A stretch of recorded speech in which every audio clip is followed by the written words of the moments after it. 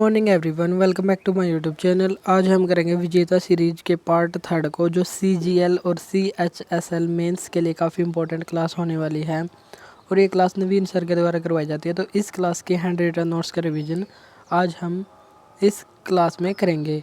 और अगर आप हमारे चैनल पर नए हैं तो चैनल को सब्सक्राइब जरूर करें और इस क्लास की PDF के लिए हमारा व्हाट्सएप नंबर डिस्क्रिप्शन बॉक्स में दिया हुआ है, तो वहाँ पर इस क्लास की PDF के लिए कॉन्टैक्ट कर सकते हैं।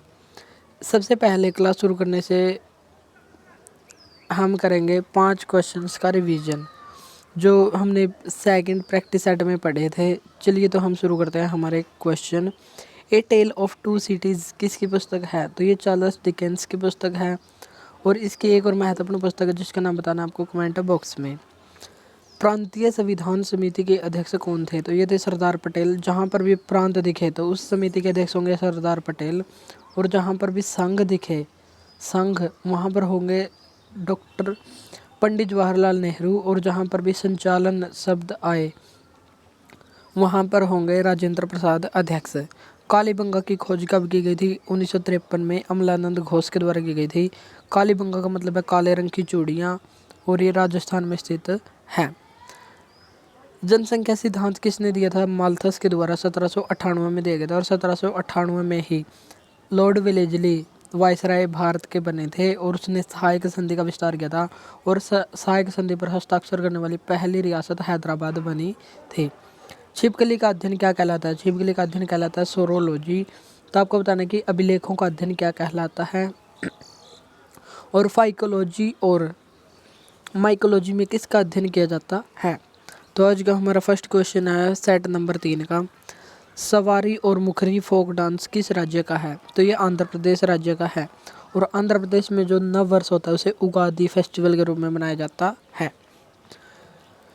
उड़ीसा के महत्वपूर्ण फोक डांस कौन कौन से हैं? रंगावती, चेता घोड़ा और घोड़ा से एक दलखाई और एक घोड़े से ही संबंधित है घोड़े मोदिनी, ये है गोवा का।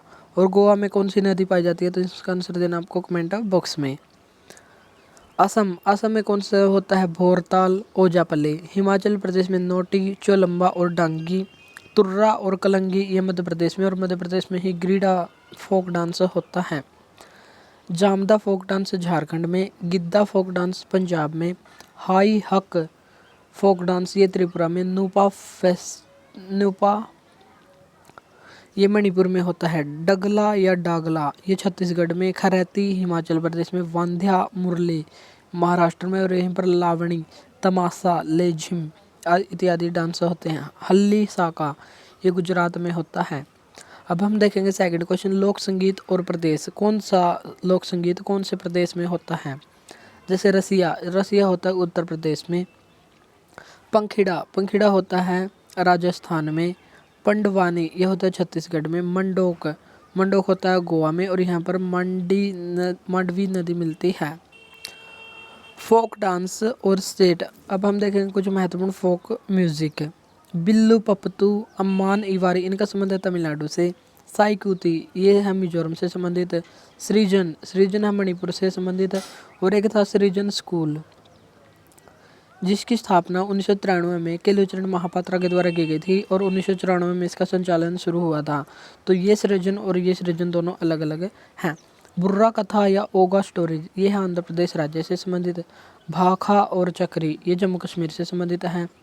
टप्पा का संबंध है पंजाब से। लामन इसका संबंध है हिमाचल प्रदेश से। 10 कथिया इसका संबंध है उड़ीसा से। पोवाड़ा महाराष्ट्र से संबंधित है। घसियारी उत्तराखंड से संबंधित है। लोठिया राजस्थान से संबंधित है। आल्हा और सोहर इनका संबंध है उत्तर प्रदेश राज्य से। पंडित भीमसेन जोशी का संबंध किस घराने से है? तो पंडित भीमसेन जोशी जिसको सन 2008 में भारत रत्न अवार्ड दिया गया था, जो भारत का सर्वोच्च नागरिक सम्मान कहलाता है।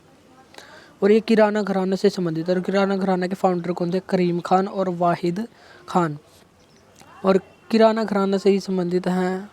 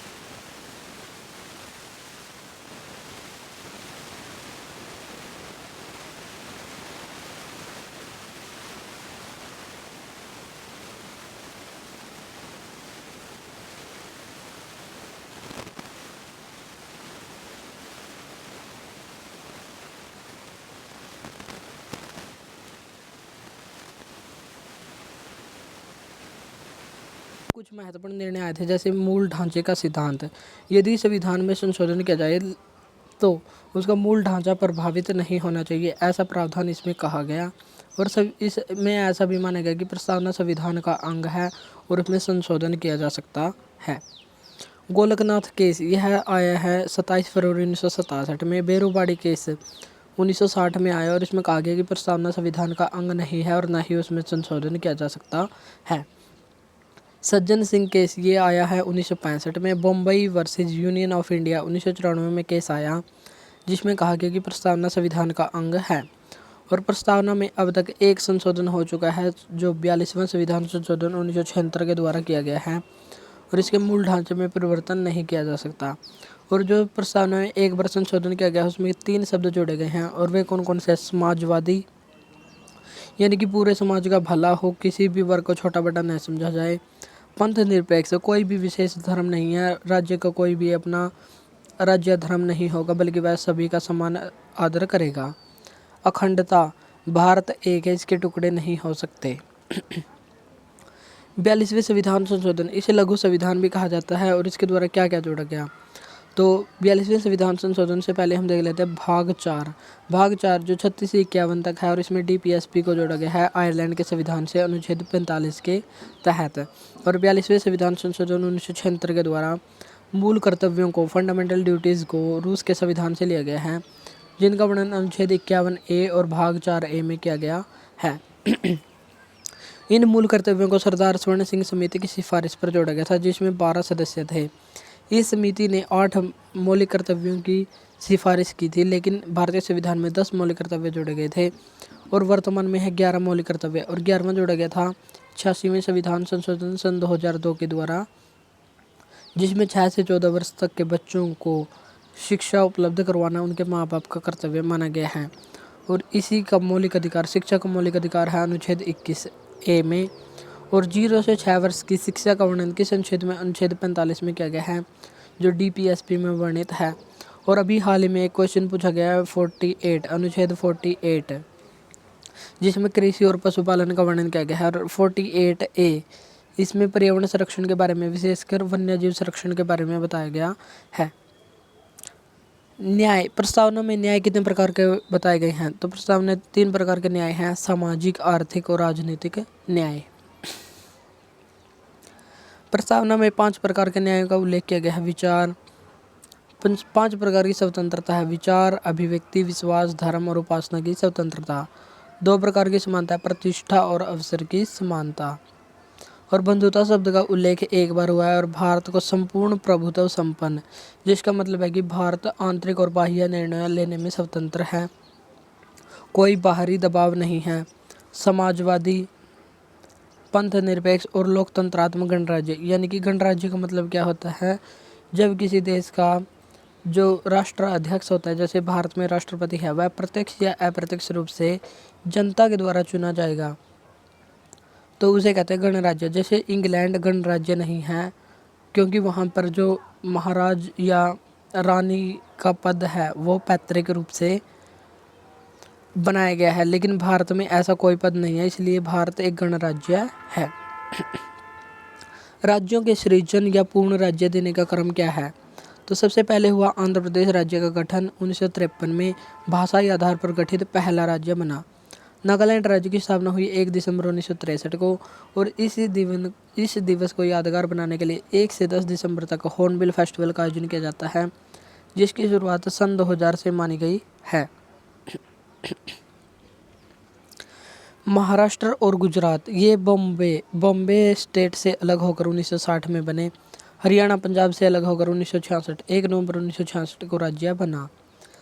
7वां संविधान संशोधन 1956 के द्वारा राज्य पुनर्गठन आयोग की एक रिपोर्ट पेश की गई, और इसने अपनी रिपोर्ट 1956 में पेश की गई थी, जिसके द्वारा 11 राज्य और 6 यूटी बनाए गए थे। लेकिन वर्तमान में 28 राज्य और 8 यूटी हैं। और इस आयोग का नाम था फजल अली आयोग, जिसे राज्य पुनर्गठन आयोग भी कहते हैं। इसका गठन 1953 में हुआ था। तो आपको यहाँ पर एक क्वेश्चन बताना है कि आंध्र प्रदेश राज्य के गठन के लिए भूखे रहने पर जान किसके द्वारा दी गई थी? गोवा राज्य की स्थापना कब की गई थी? 30 मई 1987 को। हिमाचल प्रदेश का गठन हुआ था 15 अप्रैल 1948 को। अरुणाचल प्रदेश, जिसे पहले नेफा कहा जाता था, नॉर्थ ईस्ट फ्रंटियर एजेंसी, इसकी स्थापना की गई 1 फरवरी 1987।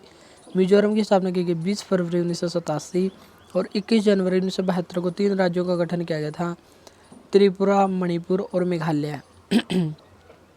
सिक्किम भारतीय संघ में कब मिलाया गया था? 16 मई 1975 को 36वें संविधान संशोधन के द्वारा। और जब इसको मिलाया गया तो वहाँ पर नामयाल वंश का शासन था और अनुच्छेद 2 के तहत इसको मिलाया गया था। और अनुच्छेद 3 को हम कैसे याद करेंगे? CUJ से याद करेंगे, यानी कि 3 राज्यों की स्थापना सन 2000 में की गई थी। तो और इनका संबंध किससे हो जाएगा? अनुच्छेद 3 से। अनुच्छेद 3 में राज्य के भीतर राज्यों के नाम सीमा में परिवर्तन करने का अधिकार संसद के पास होगा अनुच्छेद 3 के तहत। जैसे कि छत्तीसगढ़ राज्य मध्य प्रदेश से अलग होकर 1 नवंबर सन 2000 को बनाया गया। उत्तराखंड राज्य उत्तर प्रदेश से अलग करके 9 नवंबर 2000 को बनाया गया। प्रारंभ में इसका नाम था उत्तरांचल, लेकिन 2006 में इसका नाम हो गया उत्तराखंड। झारखंड राज्य बिहार से अलग होकर 15 नवंबर सन 2000 को बनाया गया था। और अनुच्छेद 2 और 3 को संविधान संशोधन नहीं माना जाएगा यदि उसके नाम सीमा में परिवर्तन कर लिया जाए या किसी बाहर से कोई राज्य को मिला लिया जाए, तो वह संविधान संशोधन नहीं माना जाएगा। अनुच्छेद 4 में ये कहा गया है। तेलंगाना राज्य भारत का नवीनतम राज्य है जो 29वें राज्य के रूप में अस्तित्व में आया था 2 जून 2014 को, और ये आंध्र प्रदेश राज्य से अलग किया गया था। वर्तमान में इसकी राजधानी है हैदराबाद मूसी नदी के किनारे स्थित है। लद्दाख एक यूटी बना था 31 अक्टूबर 2019 को, और दादर नागर हवेली और दमन दीव इन दोनों का विलय करके एक यूटी बना दिया गया था 26 जनवरी 2020 को। तो ये है हमारे राज्यों का क्रम। नेक्स्ट क्वेश्चन है हमारा, भाषाई आधार पर गठित भारत का पहला राज्य कौन सा है? तो ये आंध्र प्रदेश राज्य, जिसकी स्थापना 1953 में हुई थी और वांचू रिपोर्ट के आधार पर इसका गठन किया गया था। और वांचू कौन थे? ये थे कैलाश नाथ वांचू, जो इलाहाबाद हाईकोर्ट के मुख्य न्यायाधीश थे। वर्तमान में हाईकोर्ट की संख्या कितनी है? 25। और भारत का पहला हाईकोर्ट कौन सा था? वह था कोलकाता हाईकोर्ट, लेकिन इलाहाबाद हाईकोर्ट की स्थापना हुई थी 1886 में और ये भारत का चौथा हाईकोर्ट बना था। भारत का राष्ट्रपति किस अनुच्छेद के तहत मौलिक अधिकारों के कार्यान्वयन को स्थगित कर सकता है? अनुच्छेद 20 और 21 को छोड़कर। तो इसका वर्णन किस अनुच्छेद में है? अनुच्छेद 359 में किया गया है। अब हम देख लेते हैं भारतीय संविधान में मौलिक कर्तव्य है।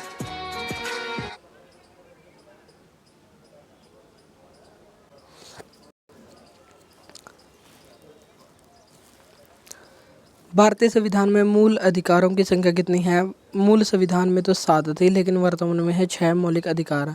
और जो एक था मौलिक अधिकार संपत्ति का अधिकार, जिसको 44वें संविधान संशोधन के द्वारा मौलिक अधिकारों की श्रेणी से बाहर करके कानूनी अधिकार बना दिया गया है, वह पहले अनुच्छेद 31 में था, लेकिन वर्तमान में है अनुच्छेद 300A में। मौलिक अधिकारों का वर्णन संविधान के भाग 3 में और अनुच्छेद 12 से 35 में किया गया है। मौलिक अधिकारों के कारण ही संविधान के भाग 3 को संविधान का मैग्ना कार्टा कहा जाता है।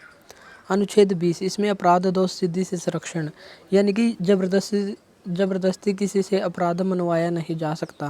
अनुच्छेद 21, प्राण एवं दैहिक स्वतंत्रता का अधिकार इसमें दिया गया है और ये दोनों अधिकार किसी भी सूरत में निलंबित नहीं हो सकते। भारत के द्वारा अब तक कितनी बार राष्ट्रीय आपातकाल की घोषणा की गई है? 3 बार की गई है। जो अनुच्छेद 356 है राष्ट्रीय आपातकाल, इसमें 3 बार आपातकाल लगाया गया, 1962, 1971 और 1975 में। और लास्ट बार लगाया गया था 25 जून 1975 को, जो राष्ट्रपति फ़खरुद्दीन अली अहमद के द्वारा इंदिरा गांधी के कहने पर लगाया गया था। और 25 जून को अभी हाल ही में 2024 में संविधान हत्या दिवस भी मनाया गया है। राष्ट्रीय आपातकाल अधिकतम कितने समय तक लगाया जा सकता है? इसकी कोई समय अवधि नहीं है। 44वें संविधान संशोधन 1978 के द्वारा राष्ट्रीय आपातकाल के जो 3 आधार थे, उनमें आंतरिक अशांति को हटाकर सशस्त्र विद्रोह शब्द जोड़ा गया था। अनुच्छेद 356, इसमें राष्ट्रपति शासन का उल्लेख किया गया है। यदि किसी राज्य में संवैधानिक तंत्र विफल हो जाए तो राज्यपाल की लिखित सलाह पर राष्ट्रपति शासन उस राज्य में लागू कर सकता है और इसकी अधिकतम अवधि है 3 वर्ष, और यदि इससे भी आगे बढ़ाना हो तो संविधान संशोधन करके 3 वर्ष से अधिक अवधि भी बढ़ा सकते हैं। अनुच्छेद 360 इसमें वित्तीय आपातकाल के बारे में बताया गया है, लेकिन अब तक इसका उपयोग नहीं हो सका है। नेक्स्ट 10th क्वेश्चन, अनुच्छेद 32 को डॉक्टर भीमराव अंबेडकर ने क्या कहा है? तो डॉक्टर भीमराव अंबेडकर ने अनुच्छेद 32 को कहा संविधान की आत्मा और संविधान का हृदय और आत्मा। सुप्रीम कोर्ट में वर्तमान में कितने न्यायाधीश हैं? 1 मुख्य न्यायाधीश और 33 अन्य न्यायाधीश हैं। और ये संशोधन हुआ था सन 2019 में। और वर्तमान में 50वें न्यायाधीश कौन है? 50वें मुख्य न्यायाधीश, तो यहाँ DY चंद्रचूड़, ये भी हमको यहाँ पर ध्यान रखना है। फेडरल कोर्ट या संघीय न्यायालय की स्थापना कब की गई थी? 1935 के अधिनियम के द्वारा 1 अक्टूबर 1937 को हुई थी। और बंदी प्रत्यक्षीकरण, यदि मौलिक अधिकारों का उल्लंघन हो जाए तो और नागरिक मौलिक अधिकारों की रक्षा के लिए सुप्रीम कोर्ट चला जाए तो वह अनुच्छेद 32 के तहत 5 रिट, और यदि हाई कोर्ट चला जाए तो वह अनुच्छेद 226 के तहत 6 रिट को जारी कर सकता है। और ये 5 रिट कौन कौन सी होती हैं? पहली होती है बंदी प्रत्यक्षीकरण। बंदी प्रत्यक्षीकरण का मतलब है कि जो भी बंदी बनाया गया है उसको 24 घंटों के अंदर कोर्ट में पेश किया जाए, और इसे कहते हैं हैबियस कॉर्पस।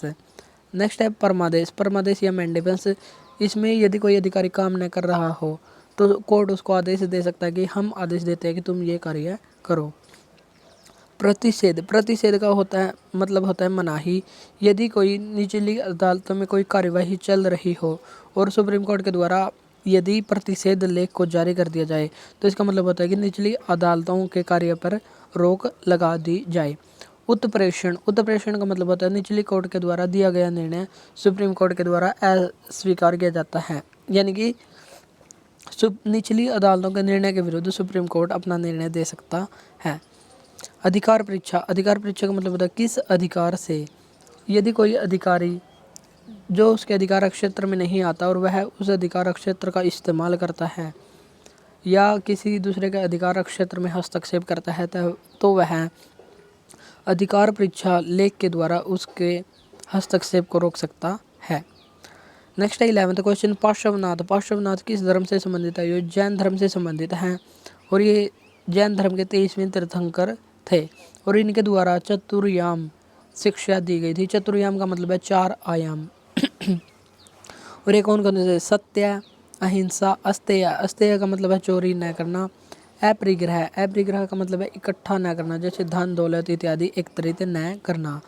और इसमें 5वां महाव्रत जोड़ा गया था जिसे कहा जाता है ब्रह्मचर्य, और ये महावीर स्वामी के द्वारा जोड़ा गया था जो 24वें तीर्थंकर थे और ये जैन धर्म के वास्तविक संस्थापक भी माने जाते हैं। जैन धर्म कितने भागों में विभाजित हुआ था? 2 भागों में विभाजित हुआ था, दिगंबर और श्वेतांबर। दिगंबर वे जो दिशाओं को ही अपना अंबर मानते थे, यानी कि नग्न अवस्था में रहते थे, और श्वेतांबर श्वेत वस्त्र पहनते थे। दिगंबर जब मौर्य काल में अकाल पड़ा था तब भद्रबाहु के साथ जो दक्षिण भारत में चले गए थे उनको कहा जाता है दिगंबर, और जो उत्तर भारत में ही रहे थे स्थूलभद्र के नेतृत्व में उनको कहा जाता है श्वेतांबर। और जैन संगीति भी हुई थी 300 BC में। 300 BC में पाटलिपुत्र में पहली जैन संगीति का आयोजन किया जाता था जिसके अध्यक्ष थे स्थूलभद्र, और दूसरी जैन संगीति का आयोजन 512 AD में वल्लभी गुजरात में किया गया था जिसके अध्यक्ष थे देवर्धि अक्षमा श्रवण, और ये दूसरी जैन संगीति थी। अब हम देख लेते हैं कुछ महत्वपूर्ण क्वेश्चन। महावीर स्वामी, महावीर स्वामी की माता का नाम क्या था और ये किस वंश से संबंधित थी? तो इसका आंसर देना आपको कमेंट बॉक्स में। महात्मा बुद्ध के द्वारा पहला उपदेश कहाँ पर दिया गया था? तो पहला उपदेश दिया गया था सारनाथ में, और इसे बौद्ध धर्म में धर्म चक्र प्रवर्तन या धम्म चक्र प्रवर्तन कहा जाता है। और इसके पहले शिष्य कौन थे? आनंद थे। अंतिम शिष्य जिनको उपदेश दिया था वे थे सुभद्र। और अंतिम उपदेश में इन्होंने कहा था कि अपने जीवन का प्रकाश खुद बनो, यानी कि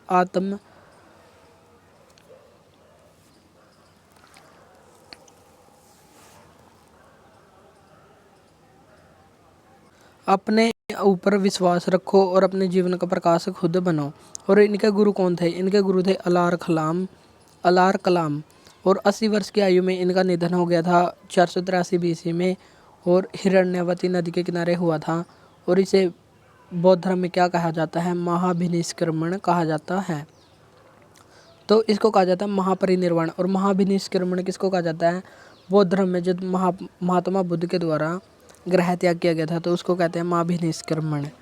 इनका जन्म हुआ था 563 BC में लुम्बिनी नेपाल में, और इनके पिता का नाम था शुद्धोधन जो शाक्य वंश से संबंधित है। माता का नाम आपको बताना है जो कोलिय वंश से संबंधित थी। इनके जन्म के समय इनकी माता की मृत्यु हो गई थी, तो इनका पालन पोषण इनकी मौसी प्रजापति गौतमी के द्वारा किया गया। इन्हीं के नाम पर इनका नाम गौतम हुआ। महापरिनिर्वाण मृत्यु की घटना को कहा जाता है जो 483 BC में हुई। धर्मचक्र परिवर्तन इनको पहले उपदेश दिया था उसको कहा जाता है। महाबोधि निरंजना नदी के किनारे पीपल के वृक्ष के नीचे बोध गया में इनको ज्ञान की प्राप्ति हुई थी। और महाविनिष्क्रमण ये इनके गृह त्याग की घटना को कहा जाता है, और गृह त्याग के 6 वर्ष के कठोर तप के बाद इनको ज्ञान की प्राप्ति हुई थी। बौद्ध संगीति 4 प्रमुख रूप से मानी जाती हैं और पहली हुई थी 483 BC में अजातशत्रु के समय और राजगृह में यह हुई थी।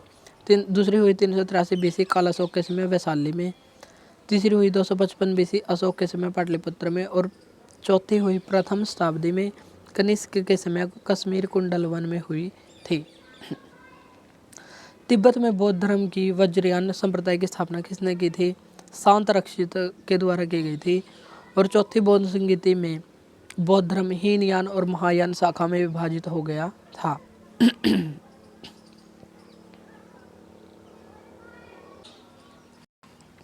महारक्षिता के द्वारा कहाँ पर बौद्ध धर्म की स्थापना की गई थी? यवन देश में।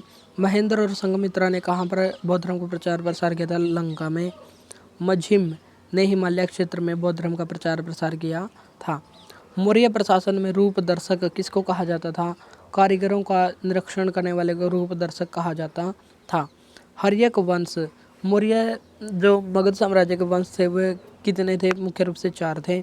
हर्यक वंश इसके संस्थापक थे बिंबिसार जिन्होंने सर्वाधिक समय तक शासनकाल किया था। लगभग 444 से 492 AD तक शासन किया था। 52 वर्षों तक इन्होंने शासन किया था। उसके बाद मगध पर शासन किया शिशुनाग वंश ने जिसके संस्थापक थे शिशुनाग। फिर आया नंद वंश। महापद्म नंद इसके पहले शासक थे और इसके अंतिम शासक थे घनानंद जिसको हराकर चंद्रगुप्त मौर्य ने मौर्य वंश की स्थापना की थी। और इसी के समय 325 BC में सिकंदर का आक्रमण भारत पर हुआ था। मौर्य वंश के संस्थापक थे चंद्रगुप्त मौर्य जिनका शासनकाल था 322 से 298 BC। और बिंदुसार का शासनकाल था 298 से 273 BC और अशोक का था 269 से 232 BC। और अंतर्वैदिक किसको कहा जाता था? अंतःपुर की व्यवस्था करने वाले को पुरोहित कहा जाता था। धर्म प्रचार के लिए जो अधिकारी नियुक्त होता है वो। मौर्य वंश के और अन्य कौन कौन से अधिकारी थे? जैसे मैगस्थनीज ने अपनी पुस्तक इंडिका में बताया गया एग्रोनोमी कहा गया है मार्ग निर्माण करने वाले को। राजस्व विभाग के प्रमुख को कहा गया है समाहर्ता। महालेखाकार कहा गया है अस्पतालाध्यक्ष। वन विभाग के प्रमुख को कहा गया आटविक। खजाना प्रमुख को कहा गया सन्निधाता। न्याय में जो चीफ जज होता था उसे कहा जाता था व्यवहारिका। वाणिज्य विभाग के प्रमुख को कहा जाता था पण्याध्यक्ष। मुद्रा और टकसाल के अध्यक्ष को कहा जाता था लक्षणाध्यक्ष। मापतौल वाले विभाग के अध्यक्ष को कहा जाता था पोतवाध्यक्ष। जो खान विभाग का अध्यक्ष होता था उसे कहते थे अकराध्यक्ष। कताई बुनाई विभाग के अध्यक्ष को कहा जाता था सूत्राध्यक्ष। और भूमि के अध्यक्ष को कहा जाता था सीताध्यक्ष। अशोक के अभिलेख भी काफ़ी इंपॉर्टेंट है। तो पहला अभिलेख है जिसमें अशोक ने जनता को अपने संतान बताया है। दूसरे अभिलेख में दक्षिण राज्यों का उल्लेख किया गया है। 13वें शिलालेख में कलिंग विजय का वर्णन है जो अशोक के शासनकाल के 8वें वर्ष में 261 बीसा पूर्व में हुई थी। कलिंग दया नदी के किनारे स्थित था और इसकी राजधानी का नाम था तौसली। और यहाँ पर 3 अधिकारियों की नियुक्ति अशोक के द्वारा की गई थी और ये थे रज्जुक, युक्तक और प्रदेशक। अशोक के शासनकाल में सौराष्ट्र के गवर्नर कौन थे? तो ये थे तुषास्प। और सौराष्ट्र गुजरात में स्थित था और यहीं पर सूरदर्शन झील का निर्माण करवाया गया था। चंद्रगुप्त मौर्य जो गुजरात में थे, चंद्रगुप्त मौर्य के समय पुष्यभूति के द्वारा इसका निर्माण किया गया था। लेकिन अशोक के समय जो मंत्री थे तुषास्प उसके द्वारा यहाँ पर नहरें खुदाई गई थी। और रुद्रदामन के द्वारा जो रुद्रदामन का एक मंत्री था सुविशाख, इसने बिना बेकार के सुदर्शन झील का जीर्णोद्धार करवाया था। फिर आया स्कंदगुप्त का एक मंत्री था पर्रामत्ता, जिन्हें इसका पुनः जीर्णोद्धार करवाया था। तो सुदर्शन झील से संबंधित 4 महत्वपूर्ण शासक ध्यान रखने हैं: चंद्रगुप्त मौर्य, अशोक, रुद्रदामन और स्कंदगुप्त। निर्माण किया पुष्यमित्र के द्वारा। नहरें खुदवाई अशोक के मंत्री तुषास्प ने। रुद्रदामन के मंत्री थे सुविशाख, इसने यहाँ पर बिना बेगार के पहली बार जीर्णोद्धार करवाया। और स्कंदगुप्त के पर्रामत्ता मंत्री के द्वारा यहाँ पर पुनः जीर्णोद्धार करवाया गया। शीताध्यक्ष का संबंध किससे था? कृषि से था। विविताध्यक्ष, इसका संबंध था चरागाहों के अध्यक्ष से। व्यापारियों का काफिला कहलाता था सार्थवाह। प्रोजेक्ट एलिफेंट कब चलाया गया था? प्रोजेक्ट एलिफेंट चलाया गया था 1992 में। जैव विविधता अधिनियम कब आया था? सन 2002 में। वन्यजीव संरक्षण अधिनियम कब आया था? 1972 में। टाइगर प्रोजेक्ट कब आया था? 1 अप्रैल 1973 को। कस्तूरी मृग प्रोजेक्ट कब आया था? 1970 में। प्रोजेक्ट हंगुल कब आया था? लाल हिरण के लिए आया था 1976 में 1970 में। कछुओं के लिए प्रोजेक्ट आया था 1975 में। गैंडों के संरक्षण के लिए प्रोजेक्ट आया था 1987 में। गिद्ध संरक्षण के लिए प्रोजेक्ट आया था 2006। हिम तेंदुए के लिए आया था 2009।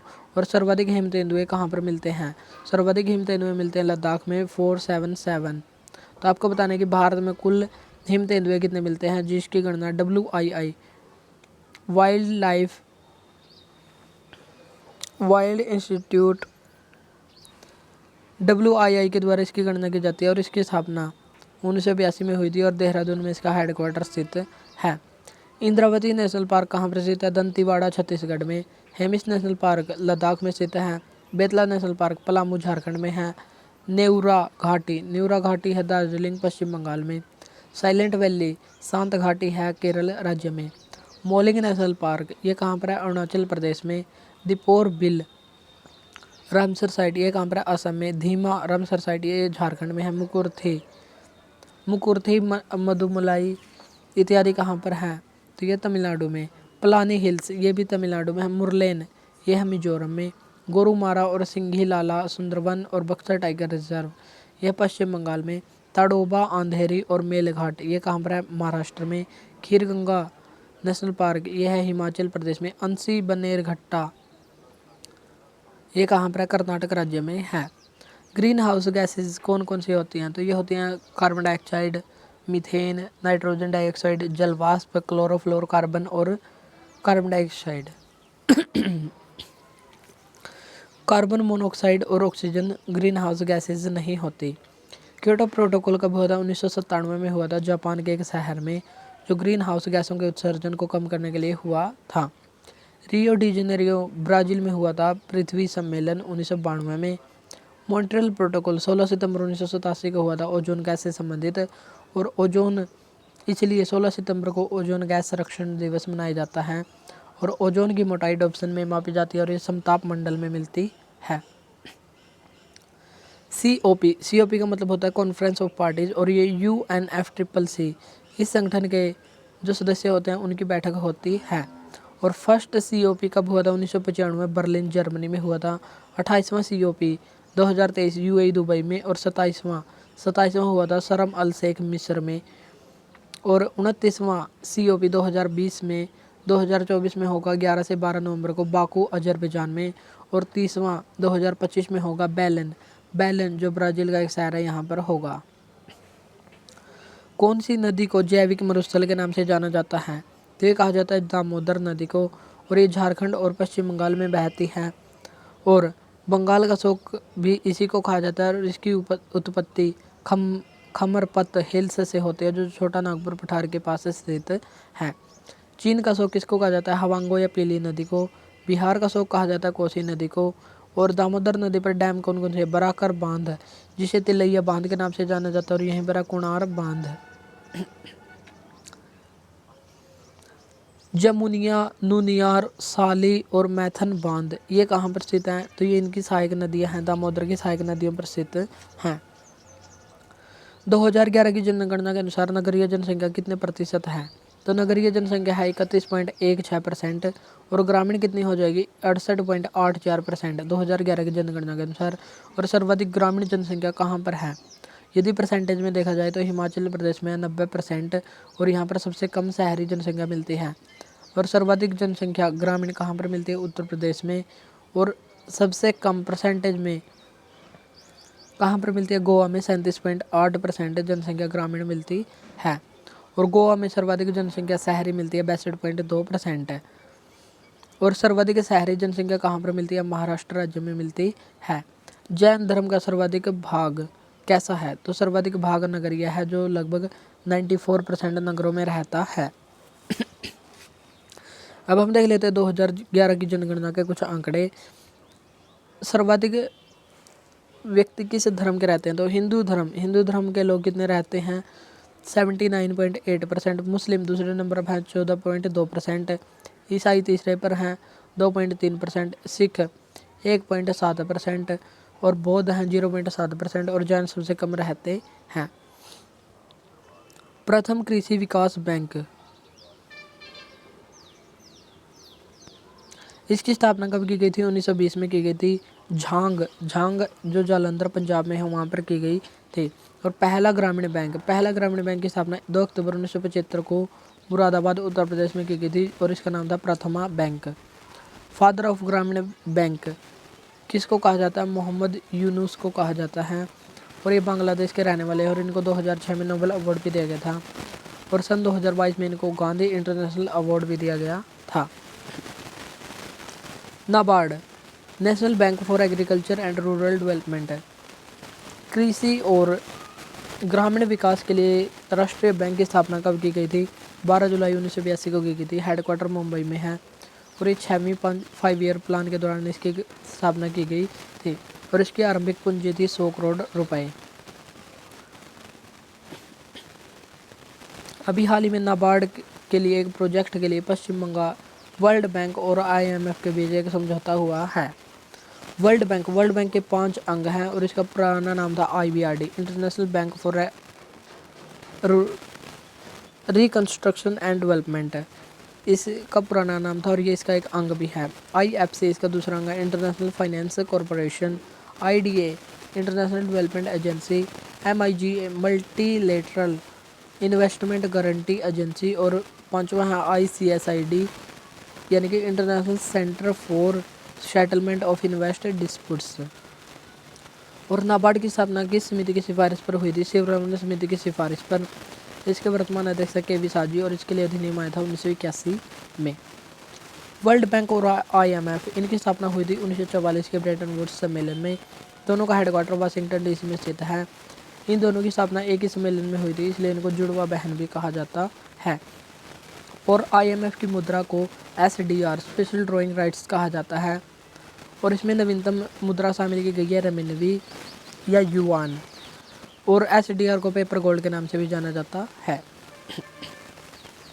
नाबार्ड के द्वारा स्वयं सहायता समूह सेल्फ हेल्प ग्रुप की स्थापना कब की गई थी? 1987 में पायलट प्रोजेक्ट के तहत की गई थी। LEDP livelihood and enterprises development programme आजीविका और उद्यम विकास कार्यक्रम कब शुरू किया गया था? सन 2015 में शुरू किया गया था। SIDBI bank small industrial development bank of India, इसकी स्थापना की गई थी 2 अप्रैल 1990 को, लखनऊ में हेडक्वार्टर स्थित है। IDBI industrial development bank of India, इसकी स्थापना की गई थी 1 जुलाई 1964 को, हेडक्वार्टर मुंबई में स्थित है। एक्जिम एक्सपोर्ट इंपोर्ट बैंक, इसकी स्थापना 1982 में, हेडक्वार्टर मुंबई में स्थित है। SEBI security exchange board of India, इसकी स्थापना की गई थी 1988 में, लेकिन इसके लिए अधिनियम आया था 1992 में और इसके हेडक्वार्टर है मुंबई में और इसकी पहली महिला अध्यक्ष बनी हुई है माधवीपुरी बुच। किसी परिपथ में विद्युत के प्रवाह की धारा की दिशा दर्शाने के लिए किस उपकरण का यूज किया जाता है?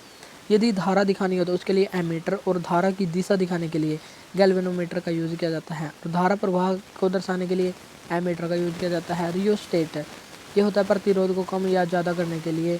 और वोल्ट मीटर 2 बिंदुओं के बीच विभवांतर के अंतर को दिखाने के लिए होता है वोल्ट मीटर।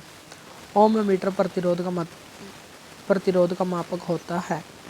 अदिश राशि कौन सी होती है? वह राशि जिनमें सिर्फ परिमाण हो, ओनली क्वांटिटी हो, दिशा न हो, जैसे द्रव्यमान, लंबाई, दूरी, समय, कार्य, क्षेत्रफल, आयतन और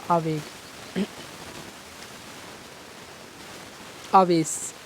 और सदिश राशि जिनमें भी वेग आए या वह आए या वेक्टर उनको कहते हैं डायरेक्शन और मैग्नीट्यूड दोनों में हो तो उसको कहते हैं सदिश राशि, जैसे वेग, संवेग, आवेग, त्वरण, भार और बल, ये सभी हैं सदिश राशि। जैसे हीलियम में 54 ग्राम में कितने मोल मौजूद होते हैं, तो मोल की संख्या को n से डिनोट करते हैं और मोल की संख्या निकालने के लिए द्रव्यमान जिसको स्मॉल m और मोलर द्रव्यमान जिसको कैपिटल M से डिनोट करते हैं, द्रव्यमान बटे मोलर द्रव्यमान। तो आ जाइए हमारी मोल संख्या। तो 54 ग्राम हीलियम में कितने मोल होते हैं, तो ये होते हैं 13.5 मोल। और एटॉमिक मास जिसे हम A से डिनोट करते हैं, जैसे 2He4, एटॉमिक मास द्रव्यमान को A से डिनोट करते हैं और एटॉमिक नंबर को Z से डिनोट करते हैं। और यदि एटॉमिक मास में से एटॉमिक नंबर को घटा दिया जाए तो न्यूट्रॉन की संख्या आ जाएगी। जैसे 90 ग्राम पानी में कितने मोल होते हैं, तो 90 ग्राम, तो ये फॉर्मूला लगाकर हमारा आ जाएगा 5 आंसर, तो 5 मोल होते हैं। 25 ग्राम H2SO4 में मोल की संख्या कितनी होती है, तो ये होते हैं 0.25%।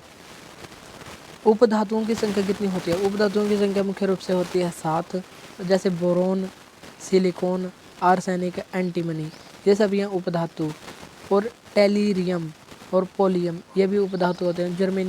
जर्मेनियम भी उपधातु होती है। धातुओं की प्रकृति कैसी होती है, धातुओं की प्रकृति विद्युत धनात्मक होती है, यानी कि उनमें से विद्युत को गुजारा जा सकता है। तन्यता का गुण भी होता है, उनको खींचकर तार बनाया जा सकता है। और आघातवर्ध्यता का मतलब होता है इनको पीटकर पतली चादर भी बनाया जा सकता है। एयू को किससे डिनोट करते हैं, गोल्ड से, लैटिन भाषा में इसको कहते हैं ओरम। और जैसे कैलियम किसे कहा जाता है, पोटेशियम को, इसलिए इसको के से डिनोट करते हैं। और जो धातु होते हैं उनका गलनांक और क्वथनांक दोनों ही उच्च होता है। किस पदार्थ के 1 मोल में कणों की संख्या कितनी होती है, तो ये होती है जितनी भी संख्या होगी, यदि हम उससे 6.022 गुणा 10⁻23 कर दें तो हमारे मोल में कणों की संख्या आ जाएगी। केंद्रक और कोशिका झिल्ली के बीच क्या भरा होता है, जो जेली जैसा होता है, तो जेली जैसा भाग कहलाता है साइटोप्लाज्म। और प्रोटोप्लाज्म भौतिक जीवन का आधार इसको कहा जाता है। तो आपको बताना है कि इसको भौतिक जीवन का आधार किसके द्वारा कहा गया, तो इस वैज्ञानिक का नाम आपको बताना है। और इसकी खोज, प्रोटोप्लाज्म की खोज 1839 में पुरकिंजे के द्वारा की गई थी और इसने इसको जीव द्रव्य नाम दिया था। कोशिका के केंद्र के अंदर क्या मिलता है, तो कोशिका के अंदर जो जेली युक्त पदार्थ मिलता है उसे कहते हैं न्यूक्लियोप्लाज्म। कौन सी झिल्ली पाचक एंजाइमों से भरी होती है, तो ये भरी होती है लाइसोसोम। लाइसोसोम को डाइजेस्टिव बैग या आत्मघाती थैली भी कहा जाता है, जिसकी खोज 1955 में डी डुबे के द्वारा की गई थी और 1974 में इनको इस कार्य के लिए नोबेल अवार्ड भी दिया गया था। लाइसोसोम यूकैरियोटिक कोशिका में मिलती है और यह कोशिका को साफ करती है। स्तनधारी की WBC में लाइसोसोम नहीं होता। पावर हाउस ऑफ सेल किसको कहा जाता है, माइटोकॉन्ड्रिया को। और जो जिसमें एनर्जी बनती है माइटोकॉन्ड्रिया में, यह एनर्जी ATP एडिनोसिन ट्राइफॉस्फेट के रूप में संरक्षित होती है। माइटोकॉन्ड्रिया की खोज 1857 में अल्टमैन के द्वारा की गई थी। गोल्जी कॉइल की खोज किसने की थी, कैमिलो गोल्जी के द्वारा 1898 में की गई थी। अवायवीय श्वसन में प्रोडक्ट कौन सा होता है, यदि वायु की अनुपस्थिति में, ऑक्सीजन की अनुपस्थिति में श्वसन हो तो लैक्टिक एसिड और अल्कोहल भी बन जाता है। कोशिका प्रकार्यात्मक क्रियाओं का नियंत्रण क्या कहलाता है, तो ये कहलाता है केंद्रक। केंद्रक की खोज किसने की थी, रॉबर्ट ब्राउन ने 1831 में की थी। और कोशिका की खोज रॉबर्ट हुक ने 1665 में की थी, लेकिन यह एक मृत कोशिका थी। और जीवित कोशिका की खोज 1674 में ल्यूवेन हुक के द्वारा की गई और इसी के द्वारा बैक्टीरिया की खोज की गई। और रॉबर्ट हुक ने कोशिका की खोज का वर्णन किस बुक में किया है, माइक्रोग्राफिया पुस्तक में किया है। और स्टडी ऑफ सेल क्या कहलाता है, साइटोलॉजी कहलाता है। पादप कोशिकाओं की भित्तियाँ किससे बनी होती हैं, तो ये सेल्यूलोज से बनी होती हैं। और जीवाणु की भित्तियाँ किससे बनी होती हैं, पेप्टिडोग्लाइकेन से मिलकर बनी होती हैं। पेप्टिडोग्लाइकेन से मिलकर बनी होती हैं। और कवक की भित्ति बनी होती है काइटिन से। अब है हमारे करंट अफेयर्स का क्वेश्चन। भारत की पहली ग्रीन हाइड्रोजन पायलट प्रोजेक्ट कहाँ पर शुरू की गई? सतलुज नदी पर Nathpa Jhakri hydro power station पर शुरू की गई और ये 8 घंटे में 14 किलोग्राम हरित हाइड्रोजन का उत्पादन करेगी। कवि की स्टडी क्या कहलाती है? माइकोलॉजी। और शैवाल की स्टडी कहलाती है फाइकोलॉजी।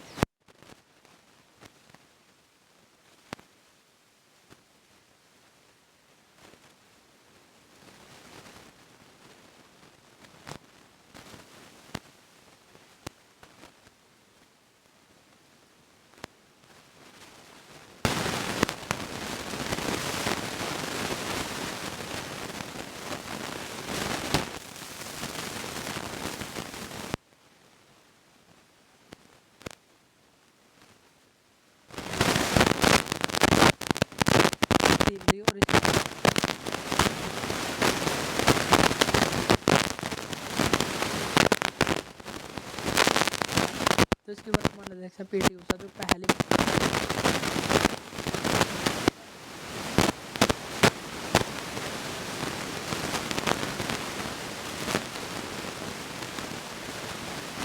में हुई थी। पहली बार मेडल भारतीयों के द्वारा कब जीता गया था? केडी जाधव ने 1952 के हेलेंसिकी ओलंपिक में कुश्ती में ब्रॉन्ज मेडल जीता था। और पहली महिला जिन्होंने भारत की पहली महिला जिसने मेडल जीता था कर्णम मल्लेश्वरी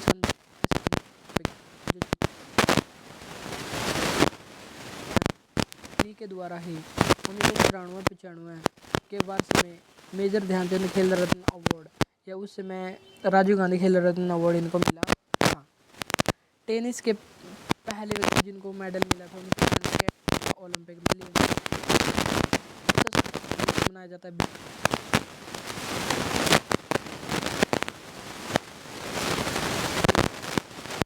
योग दिवस 21 जून फॉर सेल्फ एंड सोसाइटी की थीम है। अर्थ डे 22 अप्रैल को planet versus plastic. Health day 7 अप्रैल को मनाया जाता है। पर्यावरण दिवस 5 जून को ही क्यों? क्योंकि 5 जून 1972 को UNEP United Nation Environment Programme की स्थापना की गई थी, जिसका मुख्यालय नैरोबी केन्या में स्थित है।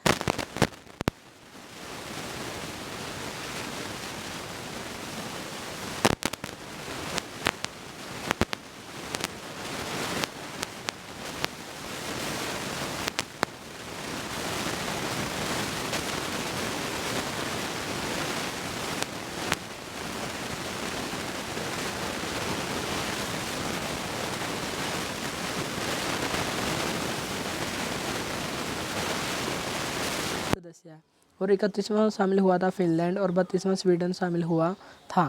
अभी हाल ही में इसके नीदरलैंड के जो पूर्व प्रधानमंत्री हैं मार्क रूटे बन गए हैं। तो आपको बताना है कि नाटो के इस अनुच्छेद में कहा गया है कि यदि उसके किसी सदस्य पर आक्रमण कर दिया जाए तो वह नाटो के सभी देशों पर आक्रमण माना जाएगा। तो ये बताना आपको कमेंट बॉक्स में। नेक्स्ट है 39वां क्वेश्चन, तोपखाना संग्रहालय का उद्घाटन कहाँ पर किया गया है? तो किया गया नासिक महाराष्ट्र में। सेना विरासत संग्रहालय इसका उद्घाटन किया गया हिमाचल प्रदेश में। नौसेना विमानन नेवी एविएशन म्यूजियम इसका उद्घाटन किया गया